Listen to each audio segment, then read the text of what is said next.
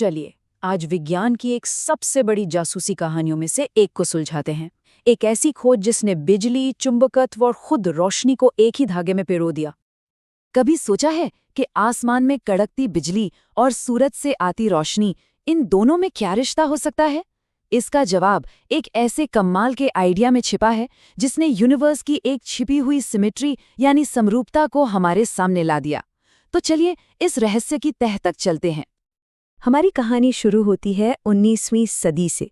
उस वक्त तक फिजिक्स के कुछ नियम तय हो चुके थे, लेकिन जैसा कि हम देखेंगे, एक बहुत जरूरी नियम में एक छोटी सी दरार थी, एक कमी थी।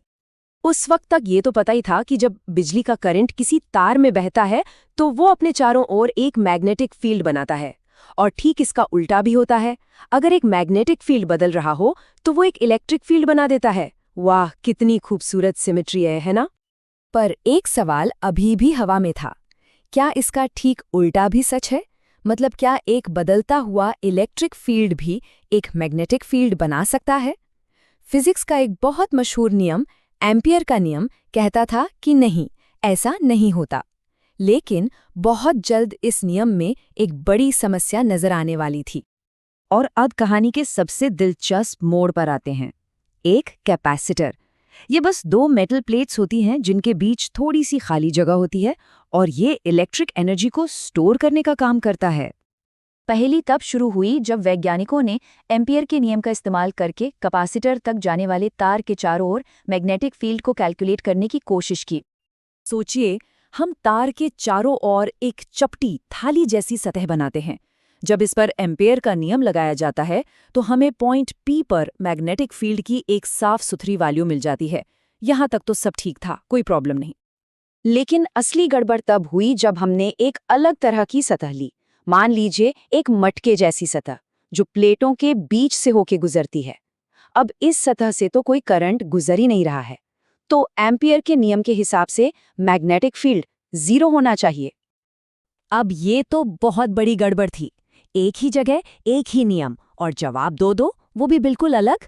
इसका एक ही मतलब था, इलेक्ट्रोमैग्नेटिज्म के एक बुनियादी नियम में ही कोई झोल था। और यहीं पर कहानी में एंट्री होती है हमारे हीरो की, एक बहुत ही काबिल Scottish physicist James Clerk Maxwell. Maxwell को लगा कि एम्पियर का नियम गलत नहीं है, बस अधूरा है। इसमें एक चीज मिसिंग है, एक पजल का टुकड़ा गायब है। उन्होंने एक ऐसा आइडिया दिया जिसने सब कुछ बदल दिया, डिस्प्लेसमेंट करंट। उन्होंने कहा कि भले ही प्लेटों के बीच से असली चार्ज नहीं बह रहा, लेकिन वहां जो इलेक्ट्रिक फील्ड बदल रहा है ना, वो खुद एक करंट की तरह काम करता है और एक मैग्नेटिक फील्ड बनाता है। तो ये था पुराना एम्पियर का नियम। अब देख सकते हैं इसमें सिर्फ I है, मतलब वो करंट जो तारों में बहने वाले चार्ज से बनता है। और ये देखिए मैक्सवेल का जीनियस स्ट्रोक। उन्होंने एक नई चीज जोड़ी, I, जो उनके डिस्प्लेसमेंट करंट को दिखाती है। बस ये छोटा सा एडिशन, और इसने न सिर्फ कैपेसिटर की पहेली सुलझा दी, बल्कि कुदरत की उस छिपी हुई सिमेट्री को भी पूरा कर दिया। लेकिन बात यहीं खत्म नहीं हुई। ये छोटा सा बदलाव बस एक मैथमेटिकल फिक्स नहीं था। इसने फिजिक्स के इतिहास की सबसे बड़ी भविष्यवाणियों में से एक को जन्म दिया, एक बिल्कुल नई तरह की लहर।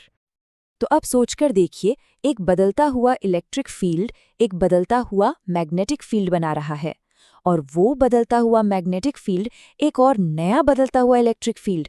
ये तो एक कभी न खत्म होने वाली चेन बन गई, जो एक लहर की तरह स्पेस में आगे बढ़ती जाती है, एक इलेक्ट्रोमैग्नेटिक वेव।